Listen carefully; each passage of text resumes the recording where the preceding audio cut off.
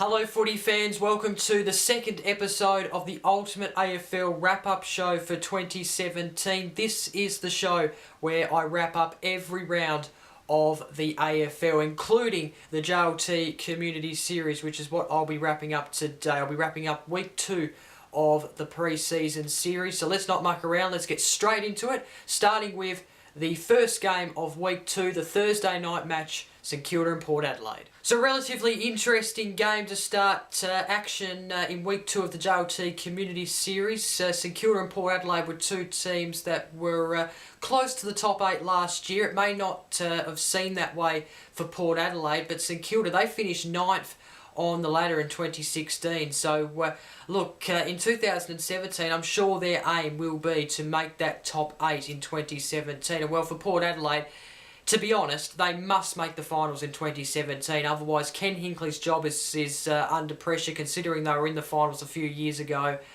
under Ken Hinkley. So if they don't make the finals this year, he's probably going to be gone, to be honest, and things are probably not going to be so good at the club. But St Kilda got off to a good start in this game. In fact, they got off to a very, very good start. It was 4-5 at quarter time to Port Adelaide 0-2. So Port Adelaide had not kicked a goal. They only kicked the 2 behinds to St Kilda's 4 goals, 5 behind. So what a start it was for St Kilda. They did continue that in the second quarter. It was 6-7 to 2-7 at half time.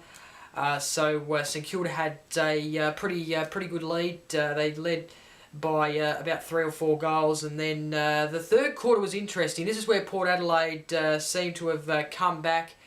They kicked 3 goals. They outscored Port Adelaide. Port Adelaide outscored St Kilda. St Kilda only kicked the 1 goal in the third quarter, and Port Adelaide had made a comeback, and they were right in this in the last quarter. It was St Kilda 7-7 to Port Adelaide 5-11 at 3-quarter time, and well, it was a very tight end. It could have went either way. Credit to Port Adelaide for coming back. St Kilda, of course, got off to a great start in the first half, and because of that, they were able to win the match, but only by a point. The final score was 8-9-57 to Port Adelaide 7-14-56. No super goals in this game. The goal kickers, St Kilda, Membry kicked 3. I think they were all in the first quarter, or the first half at least, so that's outstanding there, some good signs. Dunstan got 2, Billings also got 2, and Bruce kicked a single. And then for Port Adelaide, Armand kicked 2, Boak, Ryder, Wingard, Trengrove and Westhoff kicked singles each. And the best players, St Kilda's best players, Dunstan, Newnes, Stephen, Armitage, Ross and Riewoldt. Nick Riewoldt, he actually took a good defensive mark inside the defensive 50 of St Kilda in the early stages of the game. Absolutely sensational. He may be playing a lot more of a back role this year and maybe rotating up back as well as being up forward. Who knows what's going to happen with Nick Riewoldt. Of course, he's probably only got a couple of years in him in his career. For the best players for Port Adelaide, Wines, Boak, Homses, Hombacks, Trengove and Eddie, that's the best players there. No injuries for both sides, which is very positive there. So, of course, this game was played in front of over 5,000 people at Etihad Stadium. So, look, it was a good start by St Kilda. Port Adelaide, to their credit, came back in the third quarter and were able to make a game out of it. And, well, it ended up being tight in the end. St Kilda by a point in the first game of week 2 of the JLT Community Series. The Friday night match was at Etihad Stadium between Richmond and Adelaide. This was also a relatively interesting match, and of course these two teams were opening up their season of 2017 in this first pre-season match for both these two clubs. And Adelaide had the good start. They had the upper hand at the quarter time break, 3-3 to the Tigers, 1-2. They also had a half-time lead of 5-5 to 4-6, so a tight one there at half-time. But Richmond were able to take the lead going into three-quarter time, 9-7 to 8-8. All the momentum was with Richmond going into three-quarter time, but it was a really close battle. But Richmond were able to get away in the last quarter and win by nearly 20 points. The final score, Tigers 14-8, 92, defeating the Crows 10-13, 73. So a good win there by Richmond.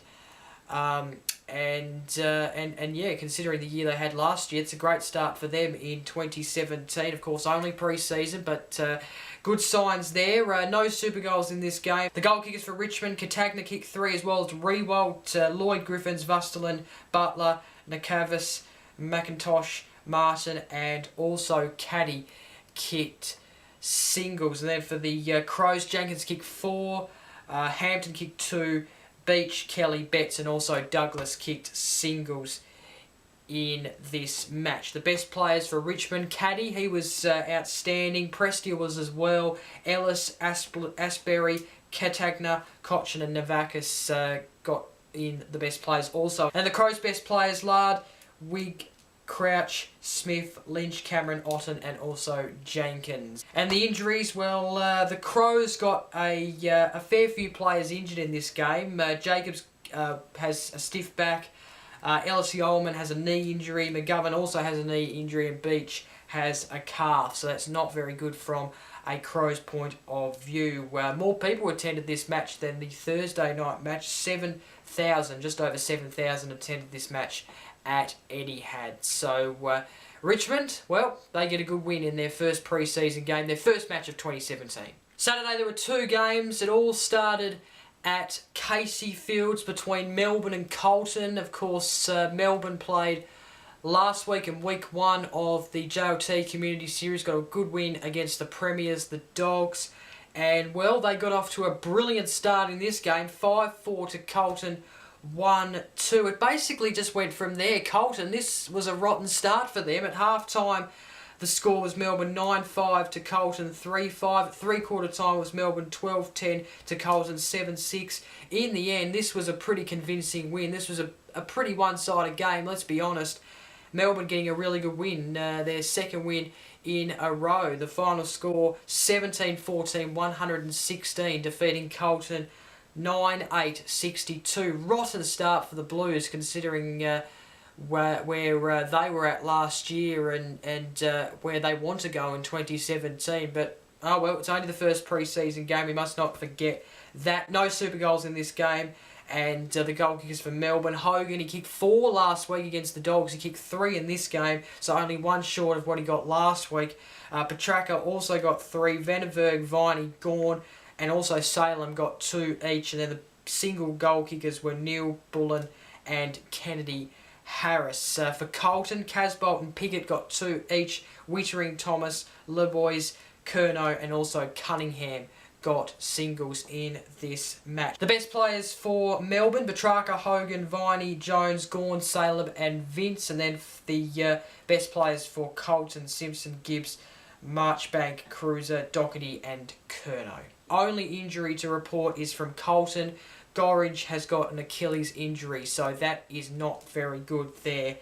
And yeah, look, I can't really comment too much about this game because, well, Melbourne just dominated and Carlton, well, not a very good start for the Blues in their 2017 campaign. But it's only pre-season 1 for Carlton. And the final game of Saturday was the WA derby between the West Coast Eagles and Fremantle. This was a game that West Coast got off to a great start in. It was 5-4 to Fremantle, 1-0 at quarter time. It went from there. It was Eagles again at half time, 10-5 to Fremantle, 3-5, 14-8 West Coast to Fremantle, 6-3 at three-quarter time. And then in the end, West Coast Eagles scored a really good win, bouncing back from last week, their hurtful loss against the GWS Giants in their pre-season 1 game last week.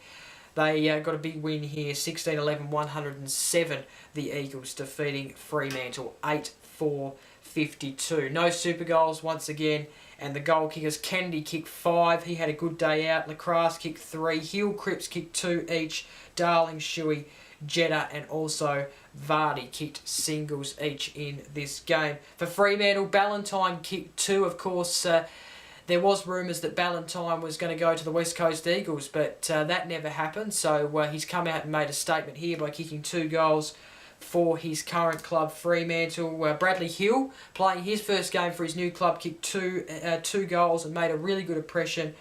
Pennis kicked a single, as well as Langdon, Kirsten and also Crozier. And then the best players, Mitchell, Lacrosse, Kennedy, Shuey, Prittis and Garth for the Eagles, while for Fremantle, Fife, Waters, Hill, Griffin, Ballantyne and Tucker for Fremantle. Over 8,000 people attended this match at the Wanthella Oval. And then 2 games to finish off week 2 of the JLT Community Series on Sunday. The first was at Arden Street. AFL returning to Arden Street with North Melbourne taking on Hawthorn. This was a close game in the first quarter. A quarter-time lead went to North Melbourne. They had a 2-point lead, 3-4 to 3-2. It was about a 3-point lead at half-time to North Melbourne, 6-7 to 6-4. A very close one at 3-quarter time. North Melbourne 10-10 to Hawthorn 9-7. In the end, the Kangaroos getting their second win of the JLT Community Series, 13-17, 95, defeating Hawthorn 11-8, 74. In what was a very good game, although North Melbourne were able to get away in the second half. No super goals once again.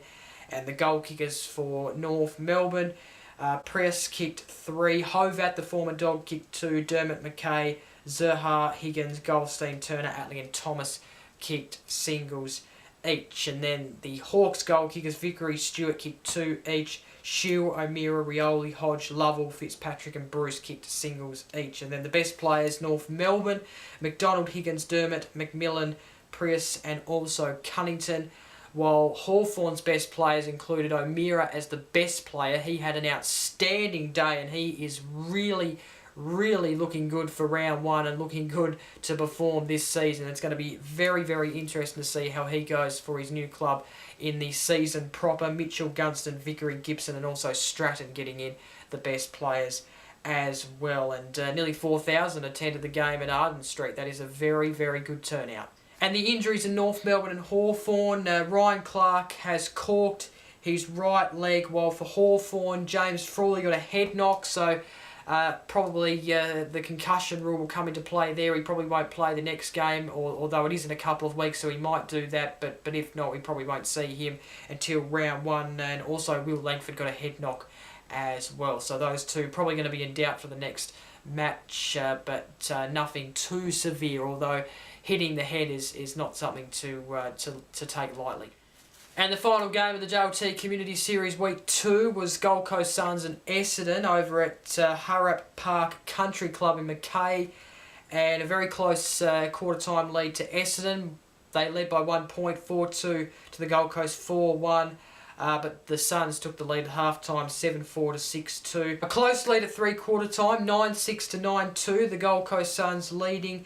And then in the end, it was a very tight tussle in the 4th quarter, but the Suns were able to get the win, 12-7, 79, defeating Essendon, 12-4, 76. A very tight tussle there in Mackay. No super goals, which meant there was no super goals in Week 2 of the JLT Community Series. The goal kickers for the Suns, Ainsworth, Brodie and Sexton kicked 2 each.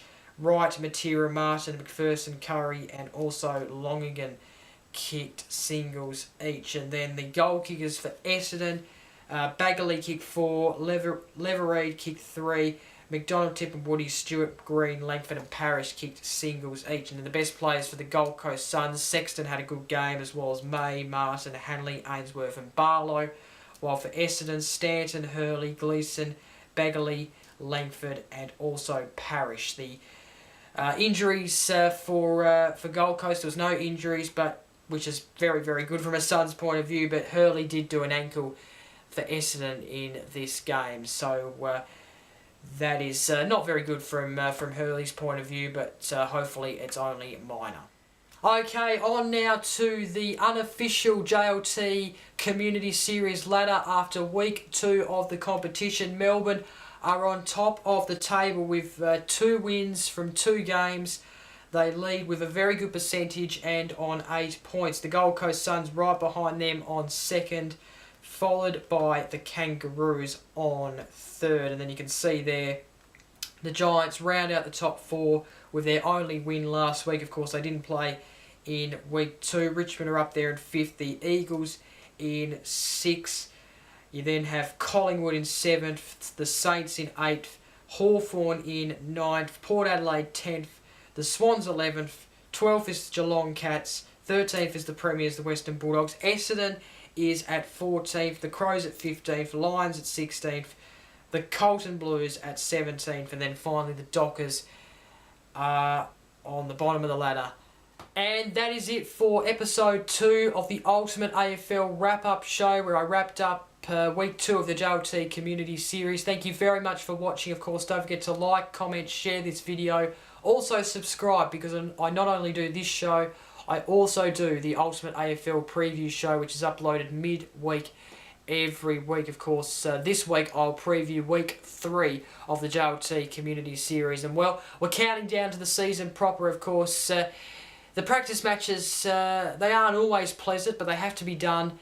But geez, it's going to be good when they're over and when we get into the season proper. What a season it is going to be this year. I cannot wait. So thank you very much for watching. Hope you enjoyed. Until next time, I'm Jacob. Bye for now.